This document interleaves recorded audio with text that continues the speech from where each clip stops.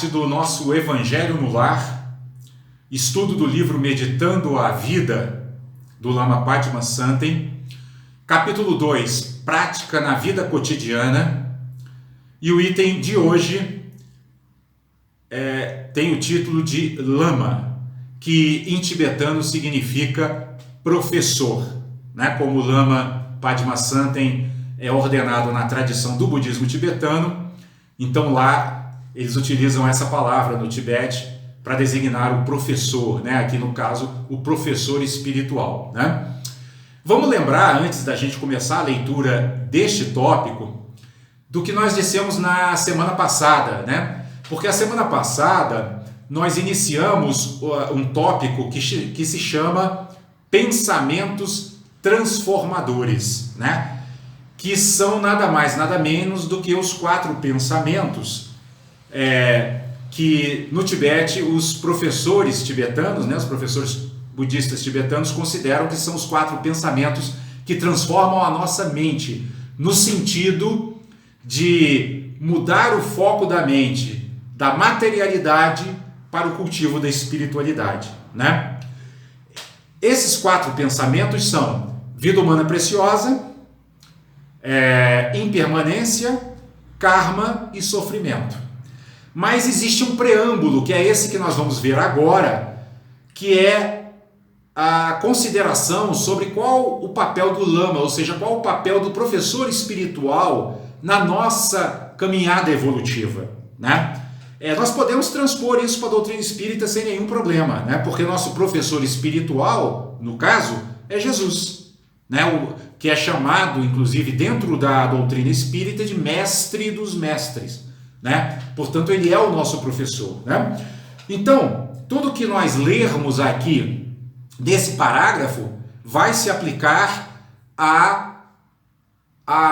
ao que nós podemos fazer para cultivar a nossa conexão com Jesus, nosso mestre maior, né? E aí o Lama diz aqui: preliminarmente vem a motivação.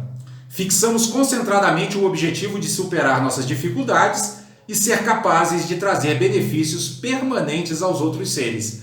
Então, pessoal, todo caminho espiritual, seja ele qual for, ele começa pela motivação. A motivação é aquele start, né? Aquele início da caminhada, né? E ela se resume exatamente nisso que o Lama está dizendo aqui, né? No desenvolvimento de uma capacidade de fixar de maneira concentrada, né? Ou seja, de focar concentradamente na superação de nossas dificuldades interiores, de nossos obscurecimentos mentais.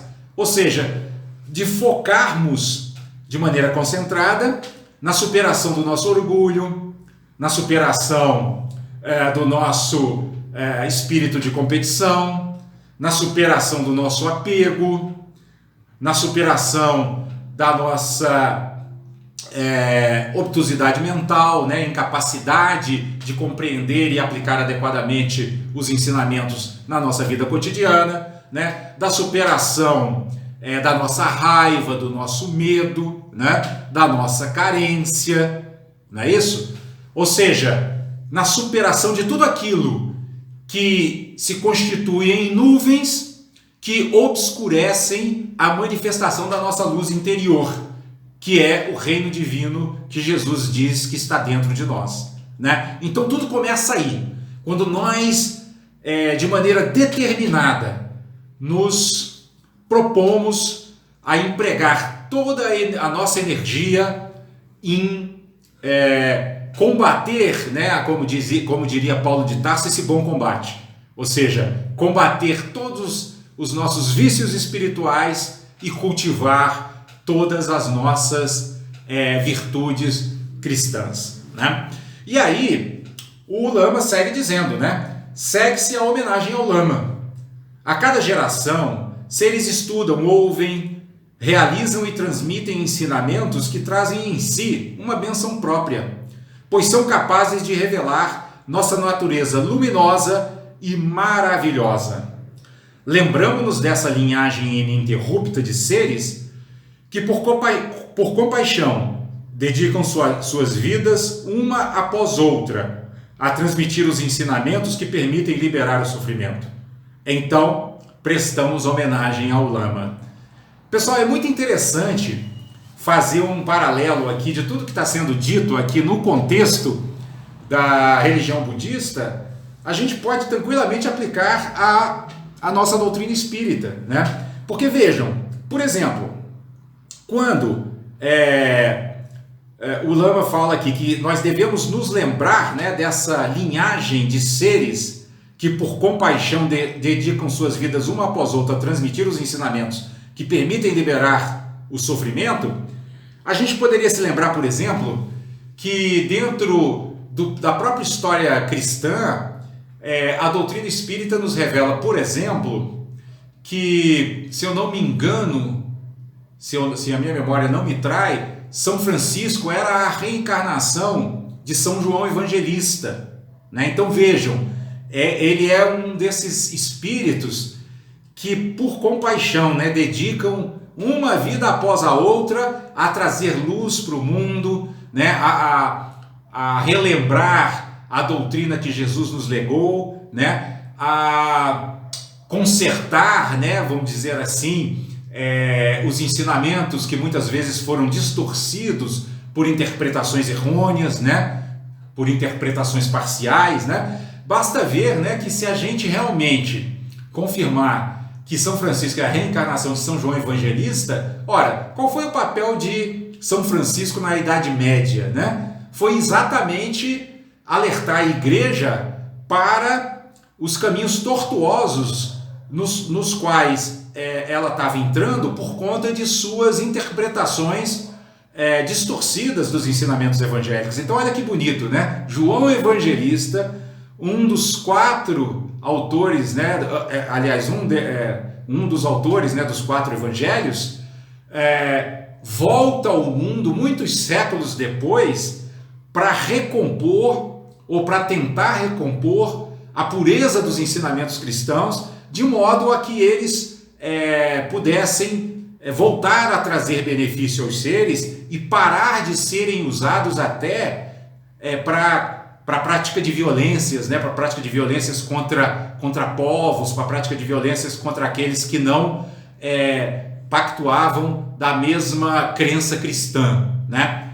Então olha que bonito isso, né, pessoal? Quer dizer, existe uma linhagem de seres, né? É claro que aqui o Lama está se referindo especificamente à linhagem budista, né? A linhagem dos mestres budistas que desde Buda até hoje, né, ao longo de 2.500 anos, vem passando de geração em geração os ensinamentos de maneira pessoal, né? É a isso que o Lama está aqui se referindo.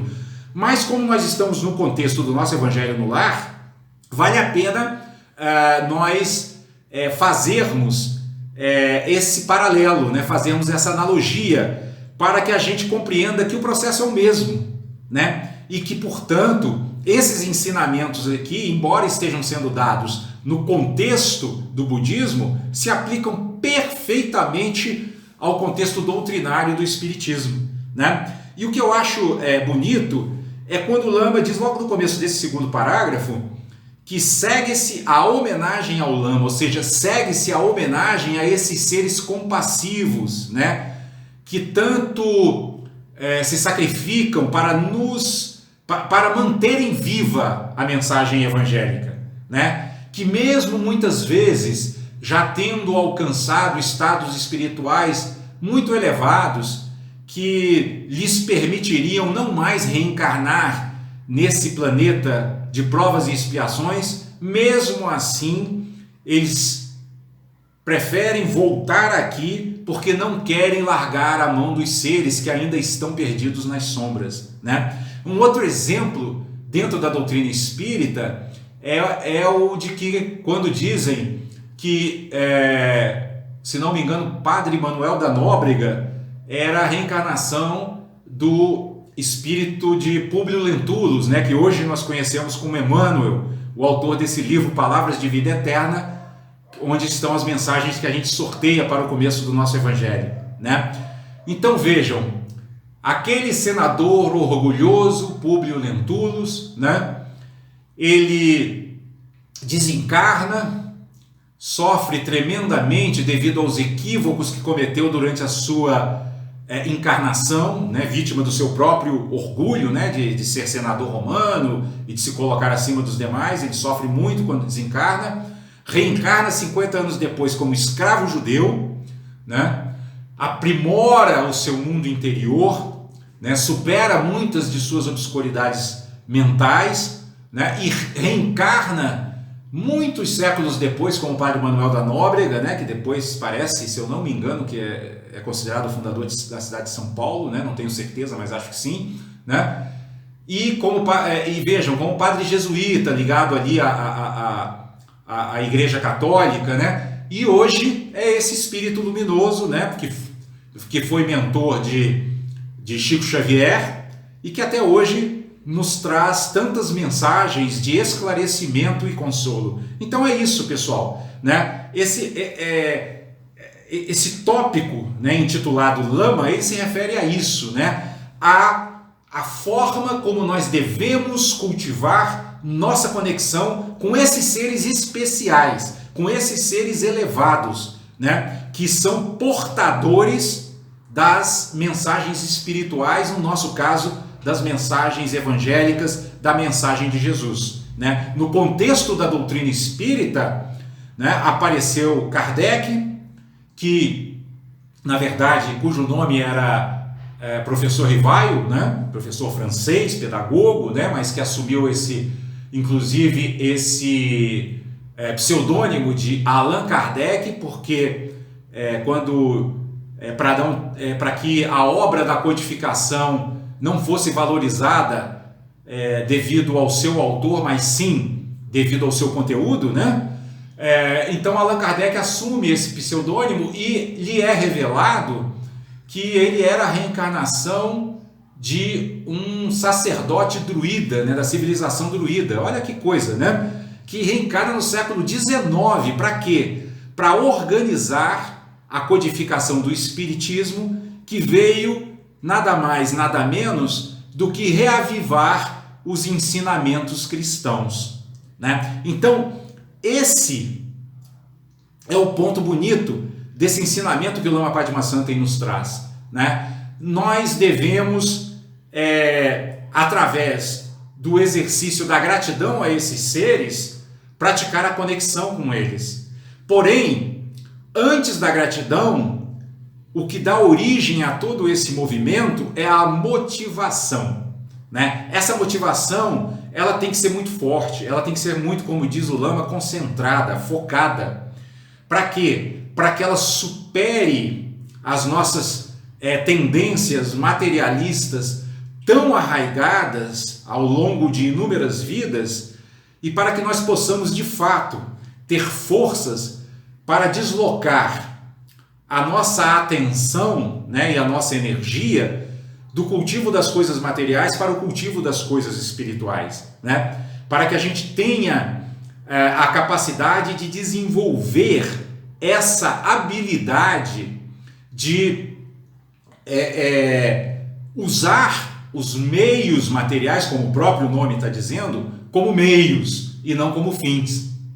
Mas a verdade é que ao longo de nossos inúmeros renascimentos, de nossas inúmeras vidas passadas, nós cultivamos hábitos de apego à materialidade, né? Que começa pelo apego ao corpo e que se estende pelo apego aos bens, que se estende pelo apego à nossa forma de pensar, que se estende pelo apego à nossa religião e assim por diante, né? Então nós precisamos superar, né, esses hábitos extremamente arraigados na nossa personalidade espiritual, né, na nossa, no caso a doutrina espírita nos explica, né, que tudo isso fica fixado nos arquivos do nosso corpo perispiritual, né, de maneira bastante forte.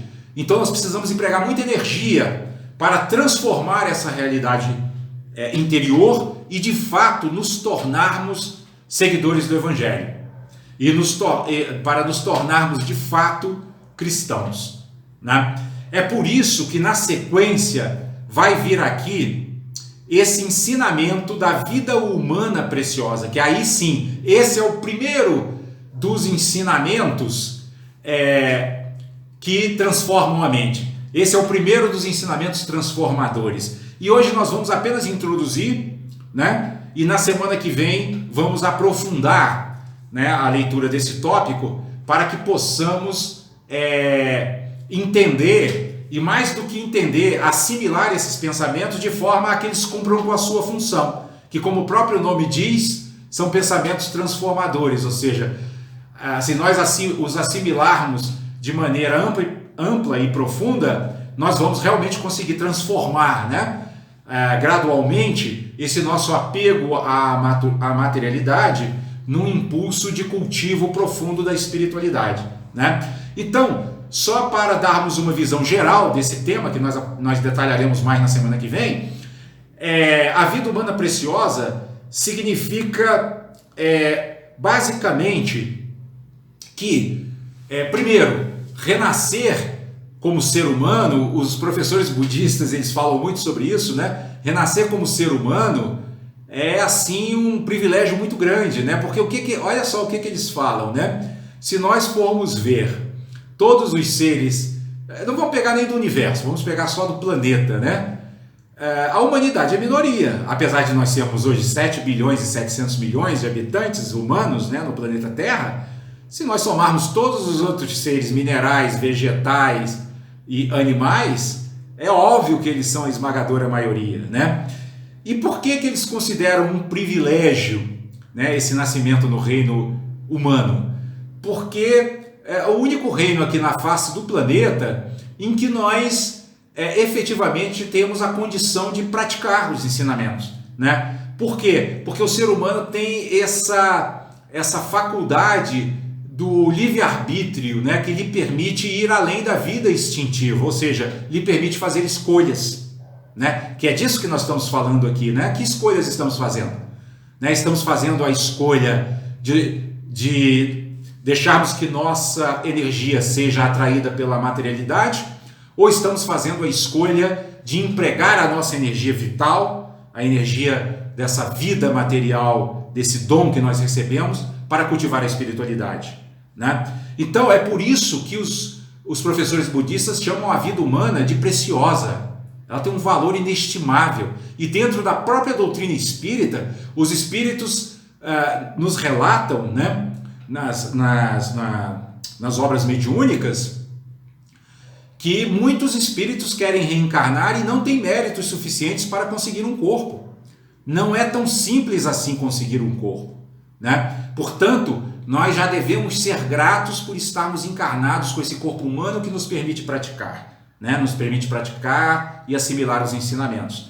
Mas, para que essa vida humana seja realmente preciosa, ela, além de tudo, é preciso que a gente tenha tido essa oportunidade de entrar em contato com esses seres dos quais o Lama falou no tópico aqui que nós acabamos de estudar, né? Que é o Lama, o professor, o mestre, né? Ou seja, nós, aqui no caso nós espíritas, que tivemos essa oportunidade de entrar em contato com essa doutrina reveladora, nós temos muita responsabilidade. Porque, além de termos tido esse privilégio de renascer num corpo humano, nós nascemos em condições que nos colocaram em contato com os ensinamentos e em países onde não há grandes guerras ou grande fome, ou seja, há condições de nós praticarmos, né? As nossas condições materiais nos permitem praticar. Então, por que esse é um pensamento transformador? Porque quando nós entendemos essa preciosidade da vida, quando realmente nós entendemos isso com profundidade, nós não vamos querer perder essa oportunidade.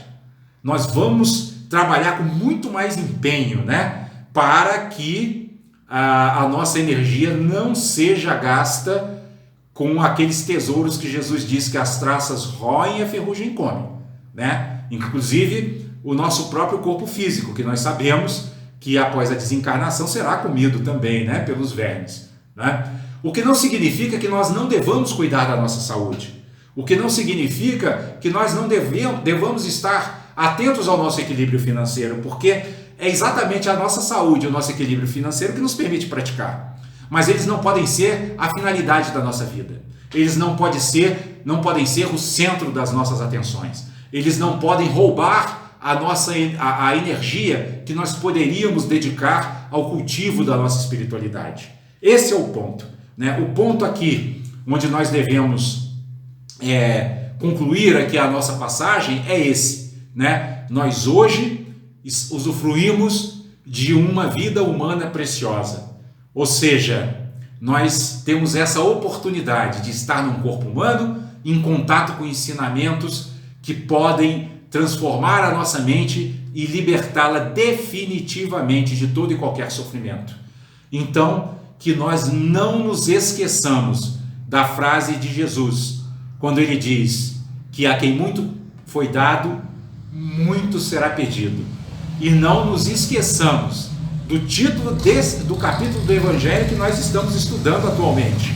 Muitos os chamados, poucos os escolhidos, né? Nós estamos no grupo dos chamados, nós recebemos o chamado, nós entramos em contato com o Mestre graças ao esforço de seres compassivos do mundo visível e do mundo invisível que dedicaram suas vidas, que empenharam sua energia para que essa mensagem esclarecedora da doutrina espírita chegasse até nós.